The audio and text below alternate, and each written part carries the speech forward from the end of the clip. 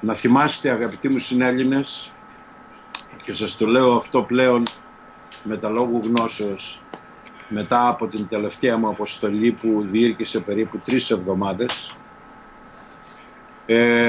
Η αποστολή αυτή ήταν ίσως η πλέον επικοδομητική, θα έλεγα, από όλη την πορεία του οργανισμού και ιδιαίτερα από όλη τη γνώση που έχω αποκτήσει μέχρι στιγμής, ψάχνοντας τον ελληνισμό, τις ρίζες μου, ακούγοντας το DNA.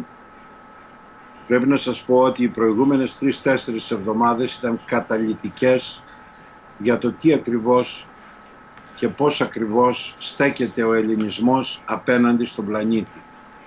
Πρέπει λοιπόν πλέον με τα λόγου γνώσεως να σας πω ότι στον πλανήτη υπάρχουν 2 δυνάμεις, εμείς και οι αυτοί.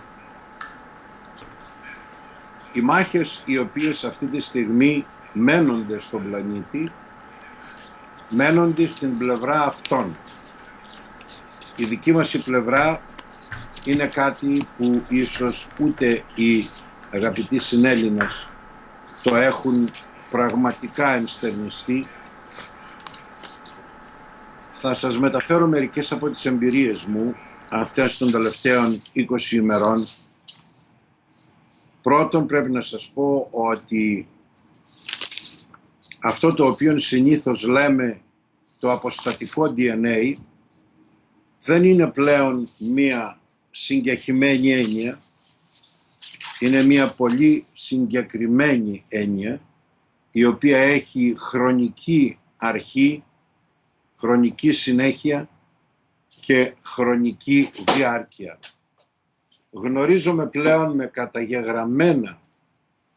με καταγεγραμμένα τα πάντα σε ποιο σημείο ακριβώς έγινε η αποστασία. Ξέρουμε επίσης ότι σε 2 σημεία στον πλανήτη υπάρχουν τα γραπτά στοιχεία, τα οποία είναι τα αποδεικτικά της αποστασίας.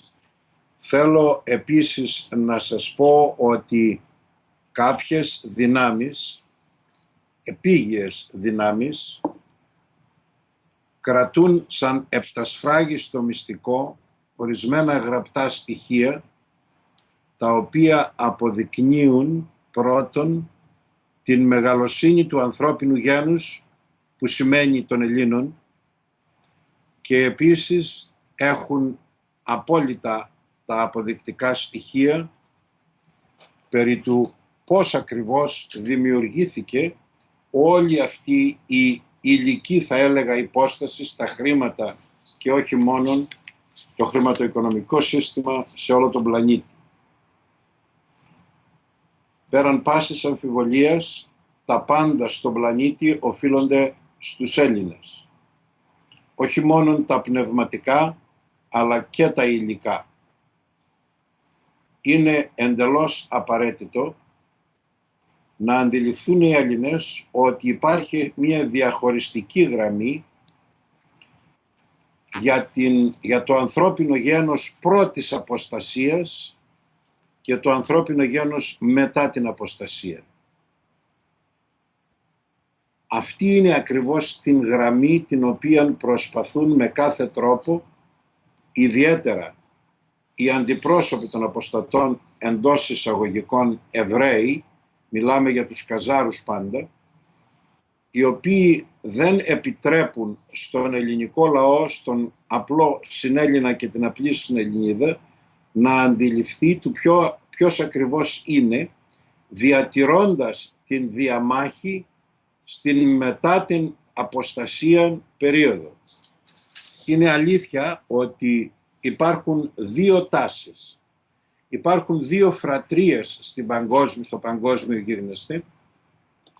Οι 2 αυτές φρατρίες έχουν 2 πολύ κοινές, θα έλεγα, επιδιώξεις. Οι επιδιώξεις είναι και οι 2 να επικρατήσουν. Η μία μεν, μιλάμε πάντα για το αποστατικό στρατόπεδο. Η μία είναι η νέα τάξη πραγμάτων, η οποία προσπαθεί να επιφέρει την υποδούλωση όλου του ανθρώπινου γένους, να είναι όλοι κάτω από μία συγκεκριμένη νομοθετική ρύθμιση σκλάβοι και οι άλλοι πάλι πάντα στο αποστατικό στρατόπεδο, η οποία προσπαθεί να διατηρήσει τις ταυτότητες των εθνών και θα προσπαθεί με κάθε τρόπο να φέρει κάποια περισσότερη δικαιοσύνη, αντιλαμβανόμενη ότι με τον τρόπο που δουλεύει η ομάδα Α, η πρώτη ομάδα, η πρώτη φρατρία, δεν είναι δυνατόν να ανταποκριθεί το ανθρώπινο γένος. Για να αντιληφθείτε έστω και ελάχιστα τι ακριβώς συμβαίνει, θα σας πω ότι στο Δεύτερο Παγκόσμιο Πόλεμο, να πάρουμε ένα μικρό παράδειγμα, θυμάστε ότι ο υπεύθυνος ασφαλείας των Ναζί του Χίτλερ ήταν ο Φον Κανάρης. Ο Φον Κανάρης λοιπόν συνομότησε για να δολοφονήσει τον Χίτλερ και να επιφέρει μία ισορροπία στην Ευρώπη και την Αμερική που θεωρείται ο πολιτισμένος κόσμος τότε. Τι αντιπροσώπευε ο Φον Κανάρης? Ο Φον Κανάρης αντιπροσώπευε μία νοοτροπία η οποία ξεκινάει ακόμα από τους Ναΐτες. Οι Ναΐτες, εάν ενθυμίστε, ήσαν εκείνοι οι οποίοι βεβαίως και είναι μέλος των μασονικών στόων, αλλά και εντός των μασονικών στόων οι Ναΐτες προσπαθούν πάντα να ταυτοποιήσουν και όλη αυτή η προβολή της θρησκευτικής, θα έλεγα, υπόστασης των προσπαθειών τους ήταν πάντα ένα προκάλημα. Προσπαθούν πάντα, και το επέτυχαν βεβαίως, να φτάσουν στα αρχεία της αποστασίας. Στον 8ο, 9ο, 10ο και 11ο αιώνα οι Ναΐτες, παρά το γεγονός ότι συνεργάστηκαν με το Βατικανό και τον Πάπα, τι προσπαθούσαν να κάνουν? Δεν τους ενδιέφερε να υποστηρίξουν ή να στηρίξουν τον Πάπα, το Βατικανό και τα συμφέροντα του Βατικανού. Με πρόσχημα την θρησκεία, οι άνθρωποι αυτοί εν τέλει βρήκαν πρόσβαση στα αρχεία της αποστασίας. Πώς δηλαδή έγινε η αποστασία? Τα αρχεία του ανθρώπινου DNA πότε αλλοιώθηκε και ποιες ήσαν οι διάφορες γραμμές αλλοίωσης. Αυτός ήταν ο σκοπός των Ναητών και ο Φον Κανάρης λοιπόν, ο οποίος ήθελε να δολοφονήσει τον Χίτλερ, ο οποίος Χίτλερ ήταν κάτω από την επίρρεια των Ναζί, και όταν λέμε Ναζί μιλάμε για μια σατανιστική θρησκεία, η οποία έλκει την καταγωγή της ακόμα από την Βαβυλώνα. Προτού φτάσουμε εκεί όμως, θα ήθελα να σας πω πώς εκφράζονται σήμερα αυτές οι δύο τάσεις στην ανθρώπινες κοινωνίες. Τον Αύγουστο του 2011 λοιπόν, η δευτέρα ομάδα, ας τους ονομάσουμε οι Ναΐτες, η δευτέρα αυτή ομάδα λοιπόν αποφάσισε ότι η νέα τάξη πραγμάτων δεν δουλεύει, δεν πρόκειται ποτέ το ανθρώπινο γένος να γίνει δούλος και σκλάβος ορισμένων και αποφάσισαν να επαναστατήσουν. Με πρωτοβουλία λοιπόν της Ελβετίας μαζεύτηκαν 57 κράτη στο Μονακό, στο Μοντε Κάρλο, και αποφάσισαν να επαναφέρουν την δημιουργία του χρήματος σε ορθολογιστικές βάσεις. Το χρήμα μπορεί να είναι ή αξιόγραφο ή χρεόγραφο. Τι σημαίνει αυτό? Είναι αξιόγραφο το χρήμα όταν πίσω από το χρήμα υπάρχει μία αξία. Δηλαδή, στο χρηματοκιβώτιο της Τραπέζης Ελλάδος υπάρχουν 6 τόνοι χρυσού ή 600 τόνοι χρυσού και βάσει αυτών έχουμε κόψει το νόμισμα που κυκλοφορεί στην Ελλάδα. Αυτό είναι αξιόγραφο. Εάν όμως δεν υπάρχει τέτοιο στο χρηματοκιβώτιο της Ελλάδος και κόβουμε χρήμα με υποσχετική χρέους, δηλαδή με ομόλογο, αυτό είναι χρεόγραφο. Έχουμε λοιπόν αξιόγραφο και έχουμε και χρεόγραφο. Το αξιόγραφο σταμάτησε να υπάρχει στον πλανήτη, εκτός από ορισμένες χώρες της Ασίας, σταμάτησε λοιπόν να υπάρχει στον πλανήτη από τον Δεύτερο Παγκόσμιο Πόλεμο. Μετά τη συνθήκη του Bretton Woods, τόσον η Αμερική όσον και η Ευρώπη εγκατέλειψαν το χρήμα ως αξιόγραφο και το έχουν πλέον ως χρεόγραφο. Δηλαδή, το ευρώ που έχεις μέσα στην τσέπη σου, αγαπητέ μου συνέλληνα, είναι χρεόγραφο. Δεν αντιπροσωπεύει καμία αξία. Αντιπροσωπεύει μόνον το χαρτί στο οποίο είναι τυπωμένο. Αυτή είναι η αξία του χρεογράφου. Εάν λοιπόν οι Έλληνες, όπως το δολάριο, όπως ακριβώς και το δολάριο, εάν οι Έλληνες εδανίστησαν δολάρια ή ευρώ μετά από το Bretton Woods, δεν δανείστηκαν αξιόγραφα, αλλά δανείστηκαν χρεόγραφα. Επομένως, επειδή το χρεόγραφο δεν έχει αξία, δεν έχουν δανειστεί τίποτα. Να σας πω ένα απλό παράδειγμα. Καθόμαστε ένα βράδυ 10 φίλοι σε ένα φιλικό σπίτι να παίξουμε χαρτιά και αντί για χρήματα που δεν έχει κανένας μας, αποφασίζουμε να χρησιμοποιήσουμε φασόλια. Τα φασόλια λοιπόν τα παρέχει ο ιδιοκτήτης του σπιτιού, αλλά έχει μόνο 100 φασόλια. Λέει όμως, παιδιά, εγώ θα σας τα δώσω τα φασόλια, αλλά στο τέλος της βραδιάς θα μου δώσετε 2 παραπάνω. Από 100 φασόλια θα μου δώσετε 102 φασόλια. Κανένας από εμάς δεν έχει φασόλια, μόνο ο ιδιοκτήτης. Ας τον ονομάσουμε τον ιδιοκτήτη Rothschild. Έρχεται λοιπόν, μας δίνει τα φασόλια και στο τέλος της βραδιάς θέλει 102 φασόλια. Όλοι εμείς δεν έχουμε φασόλια. Πού θα βρούμε τα 2 φασόλια να τα δώσουμε πίσω? Θα παίξουμε, ο ένας θα χάσει, ο άλλος θα κερδίσει. Κατά τη διάρκεια του παιχνιδιού, άλλος κερδίζει, άλλος χάνει. Έτσι. Λοιπόν, στο τέλος της βραδιάς όμως, αυτός που είχε τα φασόλια μας ζητάει πίσω τα 100 πλας 2. Πού θα τα βρούμε εμείς να τα δώσουμε? Να σκεφτείτε ότι δεν έχουμε καθόλου φασόλια. Και λέει λοιπόν τώρα ο ιδιοκτήτης, δεν έχεις φασόλια? Θα μου αφήσεις το πουκάμισό σου μέχρι να βρεις τα φασόλια να μου τα φέρεις.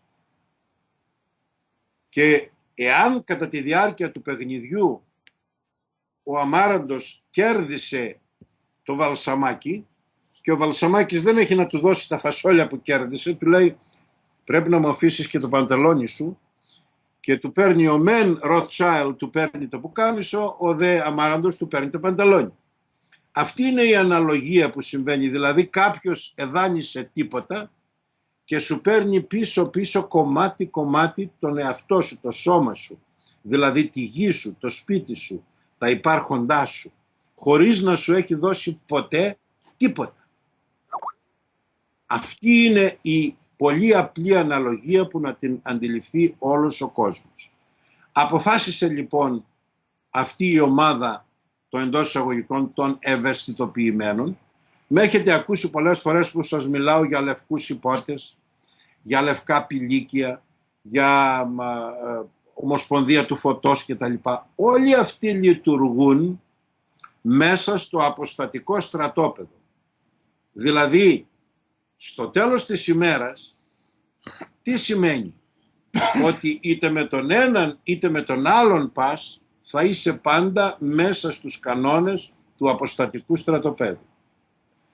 Και οι δύο λοιπόν αυτές τάσεις και ροπές βρίσκονται μέσα στο αποστατικό στρατόπεδο και ο Έλληνας βρίσκεται ακριβώς πριν την αποστασία. Ό,τι έμαθε το αποστατικό στρατόπεδο όσον αφορά επιστήμες, μαθηματικά, λογική, νόηση κτλ. Και όλα αυτά τα έμαθε από τους Έλληνες. Τα έμαθε από τον πριν της αποστασίας χώρο. Είναι λοιπόν πολύ σημαντικό να καταλάβουν οι συνέλληνες και οι συνελληνίδες μας ότι η Ελλάδα εκπροσωπεί και αντιπροσωπεύει μόνη της αυτό που ονομάζεται άνθρωπος. Τελικά σας είπα, στον πλανήτη είμαστε εμείς και αυτοί. Εμείς τώρα, παραδείγματος χάρη, να πάρουμε τους πολιτικούς εντός εισαγωγικών τους δικούς μας, πέραν του γεγονότος ότι είναι αποστατικό DNA, δεν έχουν καμία επαφή με τον ελληνισμό. Γιατί, όχι από δικό τους σφάλμα, δεν το διδάχτηκαν. Πού είναι το σφάλμα? Ότι ο νους έχουν διάνοια. Η διάνοια τι είναι? Ο νους του Διός. Ο νους του Διός λοιπόν είναι πρίκα όλων των ανθρώπων, ιδιαιτέρως δε των Ελλήνων. Έχουν υποχρέωση να ερευνήσουν εάν αυτά που υπηρετούν έχουν σχέση με την αλήθεια. Έχουν υποχρέωση ο Βενιζέλος, ο Σαμαράς και οποιοσδήποτε άλλος Τουρνάρας ή Χαρδούβελης, πως τον λένε, να πούν ότι δεν χρωστάτε αξιόγραφο, δεν πήρατε ποτέ αξιόγραφο, χρεόγραφο σας δανείσανε. Άρα λοιπόν δεν χρωστάτε τίποτα. Όταν σας ζητάν να δώσετε τα νησιά σας, τα σπίτια σας, να δώσετε τις ακτές σας, όταν σας ζητάν να πουλήσετε τα κτίρια ακόμα και τις θερμοπύλες, και τις θερμοπύλες θέλουν να πουλήσουν, είναι επειδή τα 100 φασόλια είναι μόνο 100, δεν μπορεί να βρει. Πού θα βρεις τα 2 να τα δώσεις πίσω? Επειδή δεν σου δώσε ποτέ αξιόγραφο, αλλά σου δώσε πάντα χρεόγραφο, να του δώσεις και εσύ ένα άλλο χρεόγραφο ή να συνεργαστείς με εκείνους οι οποίοι θέλουν να επαναφέρουν την ροή, ούτως ώστε τα χρήματα, και δεν εννοώ μόνον τα λεφτά, εννοώ ό,τι χρησιμοποιεί ο άνθρωπος, να είναι αξιόγραφο και όχι χρεόγραφο. Αυτή η κίνηση είναι που έγινε στο Μονακό από τους 57, με αρχηγό την Ελβετία. Έχουν συνυπογράψει 157 χώρες. Αυτές οι 157 χώρες είναι εκείνες οι οποίες αντιμάχονται τη νέα τάξη πραγμάτων. Θυμάστε ότι σας είπα στο αποστατικό στρατόπεδο έχουμε 2 φρατρίες. Η μία θέλει ένα αρχηγό και όλους σκλάβους, η άλλη θέλει διατήρηση των εθνικών ταυτοτήτων. Η μία θέλει, τι ακριβώς θέλει, τι προσπαθεί να κάνει η νέα τάξη πραγμάτων? Να εξαφανίσει το ανθρώπινο γένος. Φανταστείτε ότι μπορεί να είναι κυρίαρχοι εάν έχουν 1 δισεκατομμύριο ρομπότ σε 50 χρόνια να τους κάνουν όλες τις δουλειές τους. Τι χρειάζονται εσένα και εμένα? Δεν μας τα χρειάζονται.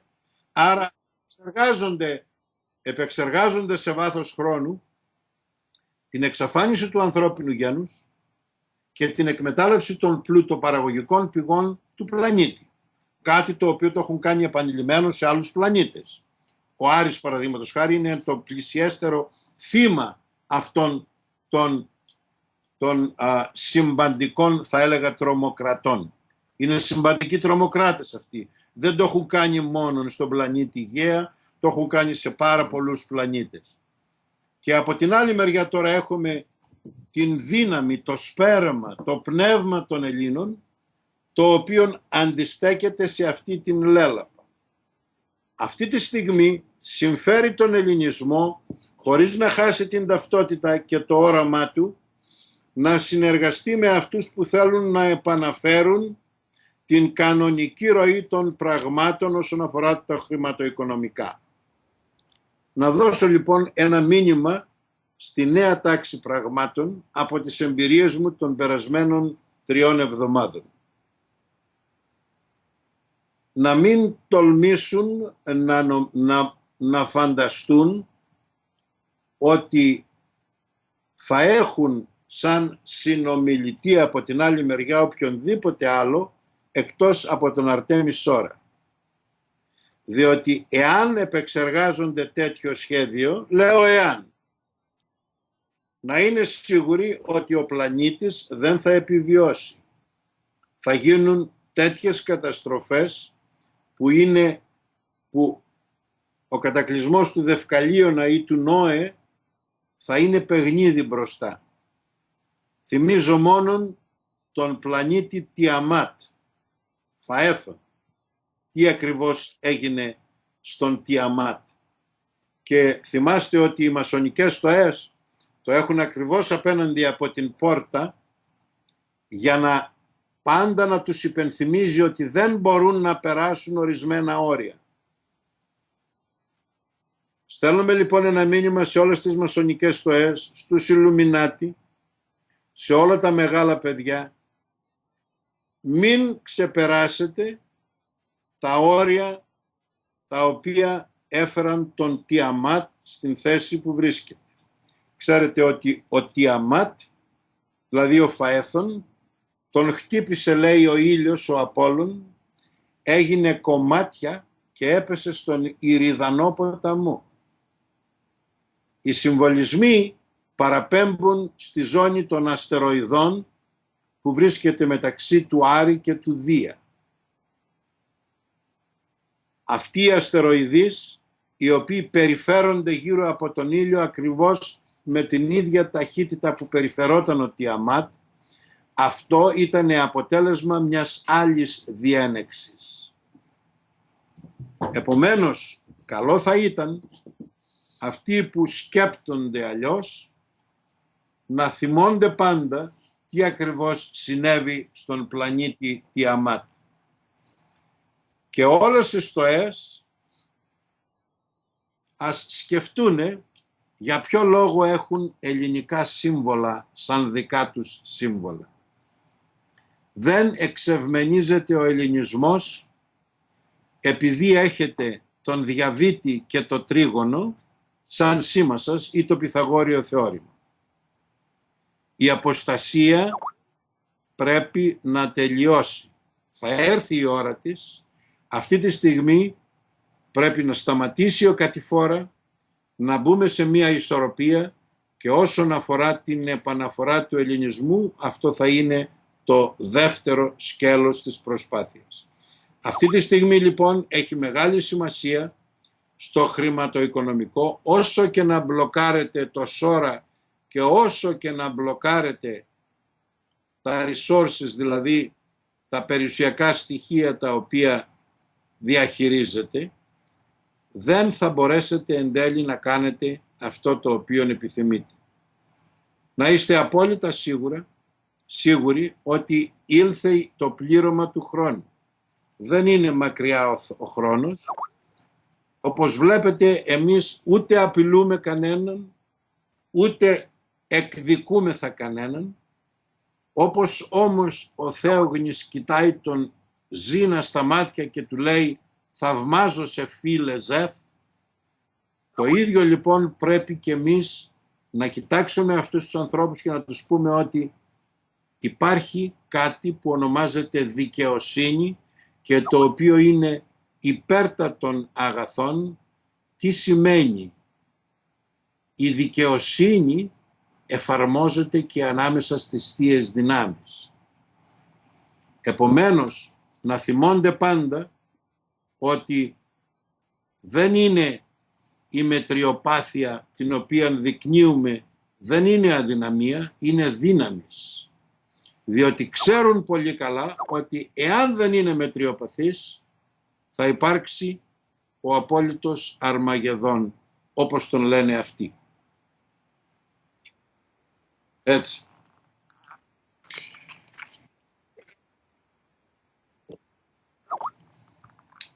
Νίκο, είμαστε κοντά, ήμασταν πάρα πολύ κοντά. Σας λέω, όταν έχεις πρακτικά περίπου 3 τρισεκατομμύρια είναι κατατεθειμένα υπέρ του ελληνικού λαού.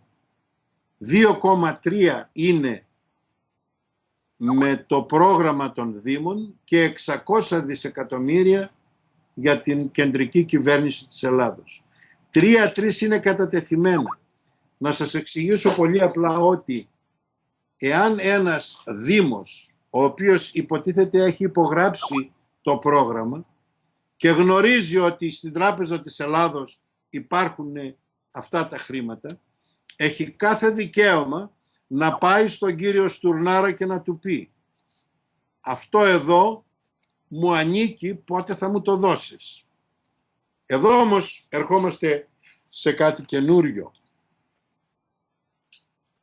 Στις τελευταίες 3 ημέρες κατετέθη εξώδικο εναντίον ποιου νομίζετε?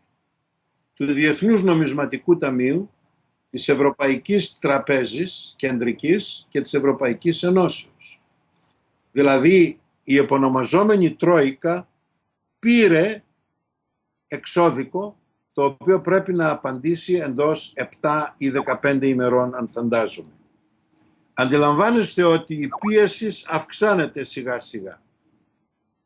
Σας έχω πει πριν από 6 μήνες ότι η ευδαιμονέστερη στιγμή της ζωής μου θα είναι να συλληφθεί η Τρόικα εντός ελληνικού εδάφους και να παραπεμφθεί στη δικαιοσύνη.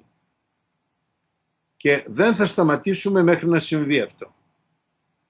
Προειδοποιώ δε τους πάντες, από τον κύριο Χαρδούβαλη μέχρι το Σαμαρά, τον Βενιζέλο και τους πάντες, καμία πράξης πωλήσεως της ελληνικής περιουσίας, η οποία έγινε μετά την 23η Απριλίου του 2010, είναι νόμιμος. Θα ανατραπεί με μία απλή νομοθεσία. Προειδοποιώ δε και τους επίδοξους επενδυτές. Δεν πρόκειται ποτέ να κρατήσουν αυτό που νομίζουν ότι αγοράζουν. Διότι δεν αγοράζουν τίποτα. Δεν μπορείς να αγοράσεις κάτι με χρεόγραφο. Εάν φέρουν αξιόγραφα, όταν φέρουν αξιόγραφα θα συζητήσουν με τους πραγματικούς Έλληνες. Και εάν επιθυμούμε να πουλήσουμε κάτι, τότε θα το συζητήσουμε με βάση αξιογράφων και όχι με βάση χρεογράφων. Και ξέρουν αυτοί πολύ καλά τι εννοούμε.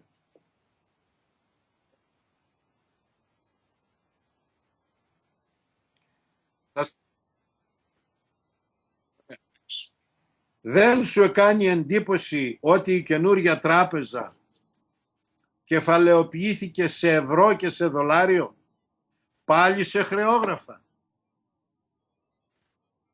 Εκείνο που θέλω να σας πω είναι, σας εξήγησα σήμερα ότι οι δύο δυνάμεις που μάχονται στο αποστατικό στρατόπεδο όλοι προέρχονται από την ίδια νοοτροπία. Θα ακολουθήσω μια καινούργια τράπεζα ψυχήτε και σώματι όταν είναι στηριγμένη επάνω σε αξιόγραφα, όχι επάνω σε χρεόγραφα. Δηλαδή, τι κάνει η νέα τάξη πραγμάτων? Επειδή ξεμπροσιάστηκε και δεν μπορεί πλέον να κάνει κάτι άλλο, βάζει τον καλό αστυνομικό, θυμάστε τον Σέρλοκ Χόλμς, ο καλός και ο κακός. Βάζει λοιπόν τον καλό να μας λέει ό,τι θέλουμε να ακούσουμε. Μην εξαπατάστε, αγαπητοί μου συνέλληνες. Είναι μόνον εμείς οι Έλληνες και οι υπόλοιποι και αυτοί. Έτσι είναι οι δυνάμεις. Εκεί λοιπόν στο αποστατικό στρατόπεδο σκεφτήκαν να κάνουν αυτό που κάνουν και να σας πω, εμάς σαν Έλληνες μας συμφέρει να συμπλέψουμε με αυτούς. Διότι λένε ότι σκοπό έχουν να επαναφέρουν την οικονομία με βάση αξιογράφων, όχι με βάση χρεογράφων, με το χρυσό, με τον άργυρο, με τα μέταλλα. Αυτό είναι κάτι το οποίο είναι και λογικό και ηθικό και δίκαιο. Επειδή ίσως σε αυτή τη φάση είναι δύσκολο να ελέγξουν τις πραγματικές αξίες και επειδή με τσίγκλισες τώρα θέλω να πω κάτι εδώ. Άκου τι συμβαίνει, Νίκο. Είναι πολύ περίεργο αυτό που συμβαίνει. Θυμάστε την Κάρεν Χιούντες? Η Κάρεν Χιούντες ήταν μια πραγματική αγωνίστρια η οποία τα έβαλε με τη νέα τάξη πραγμάτων. Το εκπληκτικό είναι ότι είναι καζαρίνα. Ότι είναι Εβραία και είναι και καζαρίνα. Χαζαροεβραία, 100%. Επομένως, ρωτάει κανένας πώς είναι δυνατόν να τα βάλει η Κάρεν Χιούντες με τη νέα τάξη πραγμάτων. Είναι δυνατόν γιατί είναι στο στρατόπεδο το άλλο. Είναι στο στρατόπεδο που θέλει να επαναφέρει την βάση των αξιογράφων και όχι των χρεογράφων. Προσέξτε όμως τώρα. Πού βρίσκεται η διαμάχη με τον ελληνισμό? Η ομάδα η καινούργια ομάδα Πούτιν, Ινδία, Κίνα κτλ. Και αυτοί μέσα στο αποστατικό στρατόπεδο διεκδικούν την κυριότητα των σκληρών περιουσιακών στοιχείων του πλανήτη. Του χρυσού, του αργύρου και των πολυτίμων μετάλλων. Αυτή η κυριότητα ανήκει στους Έλληνες. Αυτοί λοιπόν τώρα τι προσπαθούν να κάνουν? Δηλαδή η CIA έχει 10 πράκτορες στην Άπο Ανατολή, έχει την Κάρεν στην Ουάσιγκτον, έχει και πολλούς άλλους οι οποίοι προσπαθούν να πείσουν την ανθρώπινη διανόηση ότι η ιδιοκτησία των σκληρών περιουσιακών στοιχείων προέρχεται από τον Σολομώντα, δεν ξέρω πού τα βρήκε ο Σολομών τόσο χρυσάφι, και όχι από τον Μέγα Αλέξανδρο και τους αρχαίους Έλληνες. Αυτή είναι η διαμάχη τώρα. Η Κάρεν Χιούντες δεν ασχολείται τόσο με το σύστημα παγκόσμιο καταπίστευμα κτλ. Ασχολείται με την ιδιοκτησία της βάσεως.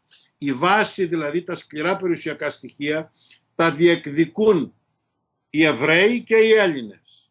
Οι Εβραίοι μέσω του Σολομώντος και οι Έλληνες δικαιωματικά μέσω όλων των στοιχείων ιδιοκτησίας που έχουν. Καταλαβαίνετε, η Κάρεν Χιούντες λοιπόν αυτό που κάνει, και δεν μιλάω συγκεκριμένα για την Κάρεν η οποία είναι πραγματική αγωνίστρια, αλλά η Κάρεν βρίσκεται μέσα σε αυτό το δεύτερο στρατόπεδο στο αποστατικό πεδίο, το οποίο προσπαθεί να εγκαταλειφθεί βέβαια η πολιτική των χρεογράφων, να έλθει η πολιτική των αξιογράφων, αλλά να πείσει συγχρόνως και το ανθρώπινο γένος ότι η ιδιοκτησία των σκληρών στοιχείων ανήκει στους Εβραίους και όχι στους Έλληνες. Αυτή είναι η διαφορά. Έτσι πιστεύω τώρα οι Έλληνες να έχουν καταλάβει ποια ακριβώς είναι η Κάρεν Χιούντες και ποιος ακριβώς είναι ο Πούτιν, ποια είναι ο Κινέζος πρωθυπουργός. Προσπαθούν ο καθένας να οικειοποιηθεί την ιδιοκτησία των σκληρών περιουσιακών στοιχείων. Η κυρία Κάρεν θέλει να επανέλθουν τα αξιόγραφα, δηλαδή θέλει να επανέλθουν οι πραγματικές αξίες που προκύπτουν από το χρυσό, τον άργυρο και όλα αυτά τα μέταλλα, αλλά την βάση, την αξία, τα μέταλλα αξίας να είναι στην κυριαρχία των Εβραίων. Δηλαδή, δεν ξέρω αν το καταλαβαίνετε. Έτσι, προσπαθούμε να φτιάξουμε ένα δεύτερο στρατόπεδο, να απαλλαγεί η ανθρωπότητα από το πρώτο, το οποίο χρησιμοποιεί την πολιτική των χρεογράφων, να φέρουμε την καινούρια πολιτική παύλα ιδεολογία στη χρηματοπιστωτική που θα είναι αξιόγραφα, αλλά οι αξίες να είναι δικές μας. Αυτό προσπαθεί να πετύχει. Είναι πονηρά σχέδια δικά τους. Αυτό είναι το κλασικό, η κλασική θέση των Καζάρων είναι αυτή.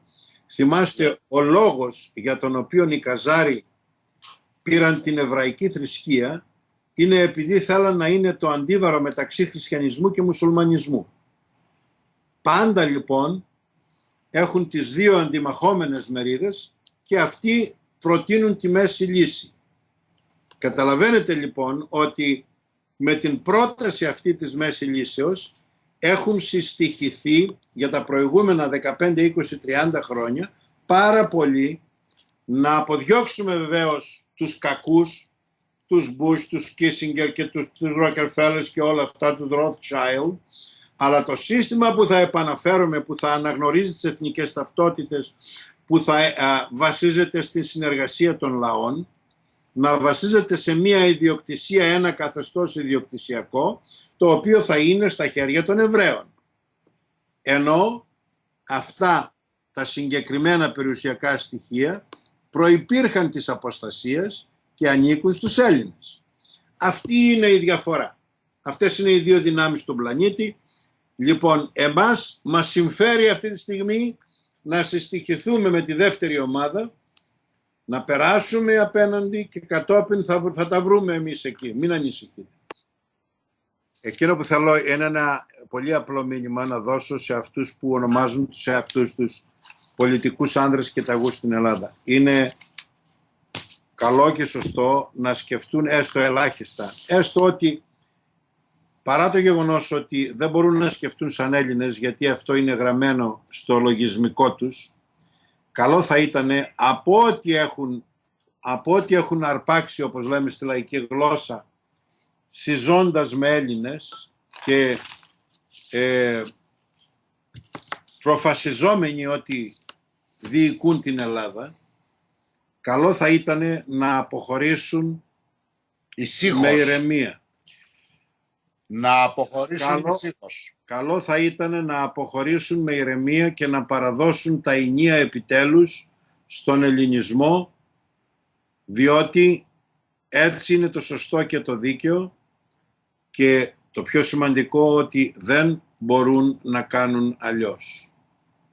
Πρέπει με ηρεμία και με συντεταγμένη, θα έλεγα, κίνηση να μεταφερθεί η δυνατότητα στον Έλληνα και τον ελληνισμό να αυτοδιοικηθεί επιτέλους μετά από 2.500 σχεδόν χρόνια. Έρωστε και ευδαιμονείτε, να είστε πάντα υγιείς.